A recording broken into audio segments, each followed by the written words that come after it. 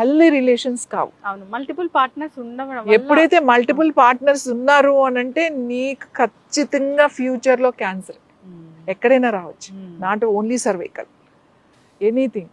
ఎందుకంటే చాలా చాలా క్యారింగ్ ఉంది. ఇప్పుడు ఇవాళ చాలా స్వేచ్ఛ వచ్చింది, ఎవడు ఏం చేస్తున్నాడో ఎవరికి తెలియట్లేదు. ఒక్కొక్కళ్ళు ఆడవాళ్ళు మగవాళ్ళ సంగతి చెప్తున్నాను, ఓన్లీ మెన్ అని చెప్పట్లేదు, విమెన్ కూడా చెప్తున్నాను. మల్టిపుల్ పార్ట్నర్స్ ఉంటున్నారు, అది ఏదో ఎంజాయ్మెంట్ అని అనుకుంటున్నారు. నువ్వు ఎప్పుడైతే ఒకరితో ఎంజాయ్మెంట్ చేయలేకపోయావో నువ్వు నలుగురితో వెళ్ళినా నువ్వు పెద్దగా చేసేది ఏమి ఉండదు, అది ఆడవాళ్ళు కానీ మగవాళ్ళు కానీ.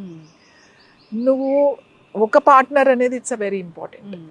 ఒక పార్ట్నర్ అనేది అది అందుకే మనకి ఏక పత్ని అని అంటారు కదా, అది అది వ్రతం అని కూడా అంటారు, ఏకపత్ని వ్రతుడు అని అంటారు.